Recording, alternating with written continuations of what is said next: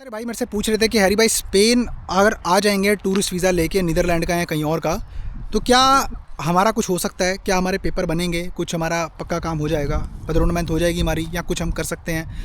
देखो, इस वीडियो के अंदर मैं आपको ये तो नहीं बोलता दुनिया जहान की सारी आपको जानकारी दे दूंगा, लेकिन मैं आपको फैक्ट्स के ऊपर बात करूंगा। तो अगर आप वीडियो में स्टे करेंगे तो आपको पता लगेगा कि किस तरह से मैं आपको फैक्ट बाय फैक्ट आपको बताता हूँ कि हाँ, क्यों आपको आना चाहिए या क्यों आना नहीं चाहिए। जो भी भाई आना चाहता हो, है ना, ये उसके बारे में है। देखो भाई, पहली चीज़ तो आपको मैं बताना चाहूँगा कि स्पेन में डायरेक्टली आप टूरिस्ट वीज़ा, जो लोग बोलते हैं भाई 1000% पहुँचा देंगे, तो उनकी बात में तो कभी मत आना, क्योंकि ऐसा कुछ होता नहीं। टूरिस्ट वीज़ा आपको शेंगन टूरिस्ट वीज़ा कहीं का भी लेना पड़ेगा सबसे पहले, और फिर मैं आपको पूरा प्रोसेस एक्सप्लेन करता हूँ तो कैसे होगा, क्या हालात हैं और किस आपको आना चाहिए नहीं। ठीक है जी। बाकी अगर आप मेरे चैनल पे बिल्कुल नए हो दोस्तों, तो मेक श्योर कि आप मेरा पहले कंटेंट चेक कर लिया करो, और उसके बाद में भाई आप कोई भी अपनी राय रखा करो मेरे बारे में।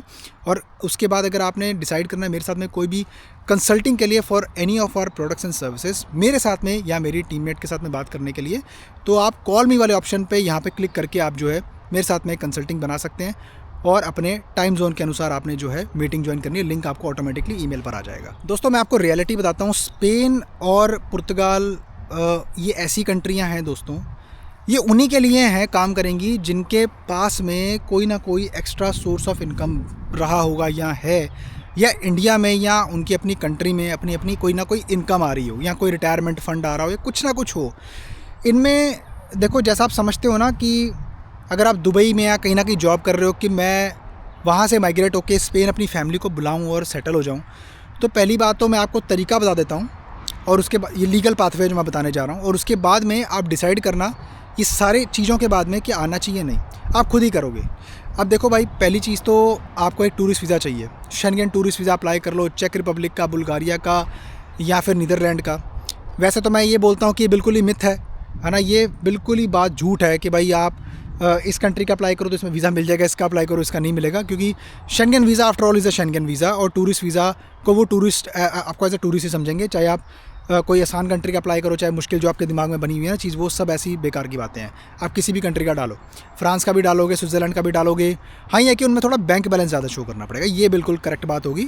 लेकिन ऐसा नहीं है कि वो वीज़ा नहीं देते, और आप अगर किसी और कंट्री में अप्लाई करोगे तो वो वीज़ा दे देती है, ऐसा ये गलत है। शेंगन वीज़ा शेंगन वीज़ा, ठीक है जी। अब शेंगन वीज़ा आपका मिल गया। अब ये होता है आपका short stay visa, C type visa, जिसके अंदर आपका एक छोटा सा घूमने का प्रोग्राम हो सकता है, प्लान आइटनरी हो सकती है, जिसमें अपना आप जाओगे और जाके अपना वहाँ पे देखोगे कि मतलब वहाँ पे घूमोगे, और उनके हिसाब से वापस आप आ सकते हो टाइमली।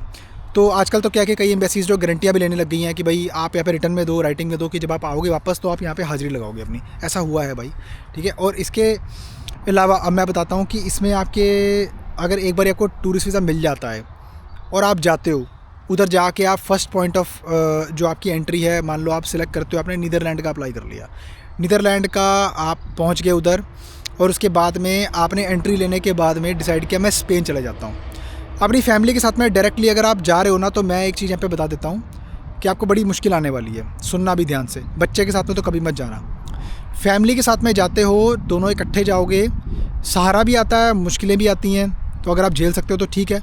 ज़्यादातर आपको वहाँ पर जो है, आप स्पेन जब एंटर करोगे तो पेड्रोनमेंट का प्रोसेस आपको स्टार्ट करना पड़ेगा, जिसके लिए आपको एक गारंटर चाहिए होता है, जो आपको एक घर का अपना जो है एड्रेस देगा। देसी भाषा में बता रहा हूँ, डायरेक्टली डिटेल्स में नहीं घुसता, तो ऊपर ऊपर से थोड़ा समझाऊंगा आपको, फिर बताऊंगा मैं आपको आगे।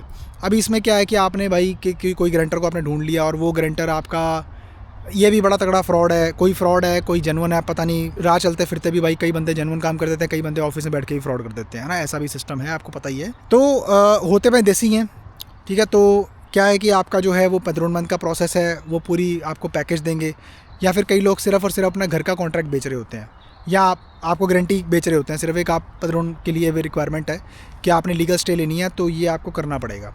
अब उसके बाद में आपने अयुंतमेंट ऑफिस में जब जाना है, ठीक है, सब सारे डॉक्यूमेंट जब लेके, वहाँ का जो सिटी काउंसिल ऑफिस होता है, वहाँ पे आपके सारे डॉक्यूमेंट जब जमा होते हैं, तो फिर उसके बाद में आपको कागज़ देते हैं। वो कागज़ आपकी लीगल स्टे होती है, जो 2 साल के बाद में फिर आप आगे अपने TRC के लिए यूज़ करते हो, on the basis of contract job वगैरह जो भी आपको वो ढूंढनी पड़ती है अपने आप, नहीं तो फिर वो उसके लिए भी जुगाड़ होते हैं बड़े सारे।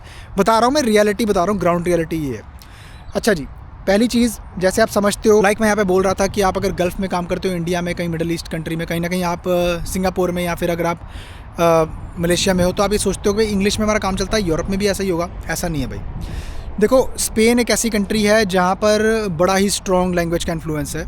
मैं स्पेन गया भी था पीछे अभी, तो मैं आपको बताना चाहूँगा कि वहाँ पर इतना ज़्यादा स्ट्रॉन्ग होल्ड है लैंग्वेज का कि आपको कोई इंग्लिश में अगर बात करेगा ना तो उसको भी अच्छे से इंग्लिश नहीं आती होगी, इवन दो टूरिस्टिक स्पॉट के ऊपर, क्योंकि मैं घूमने गया था सिर्फ। और मैंने ये नोटिस किया कि बड़ी दिक्कत आ रही थी, उनको ट्रांसलेटर वहाँ पे भी यूज़ करना पड़ रहा था हमें। तो मैं ये आपको बताना चाहता हूँ कि पहली बात तो लैंग्वेज आपको आती नहीं। अगर आप लैंग्वेज लर्न करने में अच्छे नहीं हो तो भाई फिर तो आपकी ज़िंदगी बहुत बर्बाद होने वाली है। लैंग्वेज लर्न करने में अच्छे हो तो ठीक है, कुछ बन जाएगा आपका, ठीक है जी। अब आपने लैंग्वेज अगर मान लो सीख भी ली और कुछ आप सोच समझ के आ रहे हो, अब आने के बाद में आपको जो है किस तरह के काम मिलेंगे भाई, बड़ा ही बहुत ही जलील काम होते हैं, बड़ी मजदूरी वाले। पर देखो, अगर आप करना चाहते हो फिर भी आपका जोर मार के आप करना चाहते हो, 2 साल तक वो कोई काम नहीं मिलेगा। तभी मैंने बोला कि आपकी बाहर से कोई इनकम आ रही होनी चाहिए, क्योंकि वो इनकम आपको बचाएगी यहाँ पर। अब मान लो अगर आपकी बाहर से इनकम आ रही है तो आप सर्वाइव कर जाओगे। इंडिया के 1.5-2 लाख रुपए अगर आपकी इनकम आ रही है तो आपका वहाँ पे अपार्टमेंट का रेंट जो है, फैमिली के साथ आओगे तो खर्चा बढ़ेगा, 1000, 1100, 1200 यूरो हो सकता है, कहीं सस्ता से सस्ता आपको अपार्टमेंट मिले। क्योंकि ये भी बड़ा मुश्किल है, क्योंकि मिलता नहीं है ऐसे, है ना, ऐसे देते नहीं वो लोग। अगर मान लो आप अकेले आ रहे हो तो फिर थोड़ा आपका खर्चा बच जाएगा, बेड स्पेस आपको मिल सकता है 250, 300, 400 यूरो जो भी है आपका, है ना, वो आपको देखना पड़ेगा अपने आप, अपने बजट के हिसाब से। तो अब उसके बाद में सर्वाइवल के लिए आपको कोई इनकम आ रही है, ठीक है, बाहर से, क्योंकि जॉब तो आपको मिलेगी, तो इलीगल आप करोगे कहीं ना कहीं काम, उसका कोई फ़ायदा नहीं है। तो वो तो आपको यही है कि आप किसी देसी के नीचे करोगे तो रगड़ेगा वो अगला भाई आपको, है ना, क्योंकि आप इलीगल हो, आपके पास पेपर नहीं है ना, तो उसकी है गलती, उसको तो बंदा चाहिए काम करने के, आपको पैसे मिल रहे हैं उसके लिए, है ना। तो अब आपका 2 साल कैसा ना कैसे करके गुजरे, उसके बाद में आपकी फैमिली अगर वहाँ पे नहीं है तो आपकी फैमिली बुलाने का प्रोसेस उसके बाद में स्टार्ट होगा भाई। जब आपके पास टीआरसी आए थे, फिर उसके बाद आप जो अप्लाई करते हो आपकी फैमिली के लिए अलग फैमिली रियूनिफिकेशन प्रोसीजर, उससे आप अपॉइंटमेंट लेके इंटरमेंट से फिर आप बाद में जाके अपनी फैमिली बुलाने का प्रोसेस भाई पूरा कंप्लीट करते हो। फैमिली आपके वीज़े पे आती है और इसमें तकरीबन 3-4 साल से भी ज़्यादा टाइम लग जाता है भाई। और ये तो जल्दी ही जल्दी का बता रहा हूँ, ठीक है। और ज़्यादा से ज़्यादा टाइम 5 से 7 साल। नेशनलिटी तक तो कभी पहुँचोगे आप, और तब तक अपनी एक पासपोर्ट लेने के चक्कर में पूरी ज़िंदगी के आप अहम साल अपने जो बर्बाद कर दोगे। ये रियलिटी है। पासपोर्ट ले लिया, मान लो अगर आपने 15 साल के अंदर भी, 13 साल में भी अपना पासपोर्ट ले लिया, अगर इतना तो लगेगा फॉर श्योर, अगर ले लिया, क्या कर लोगे भाई। अगर तुम, हर एक जिससे मैं बंदे से बात करता हूँ ऑन एन एवरेज उनकी उम्र भाई देखो 35+ होती है, तो तुम हो गए भाई 40 साल के। अभी क्या कर लोगे तुम, बताओ मेरे को। अभी तुम वहाँ जाके क्या तुम्हारा हो जाएगा, क्या पासपोर्ट लेके तुम क्या करोगे बताओ। अमेरिका चले जाओगे कहीं पैसे कमाने के लिए, या फिर कहीं और चले जाओगे, नहीं जा भाई, बंदे की सेटिंग बन जाती है ना, बंदा छोड़ के वैसे ही जाता। क्यों, दूसरी कंट्री जाओगे वहाँ पे कोई घर आपका तो अपना है नहीं, किराया तो देना पड़ेगा ना।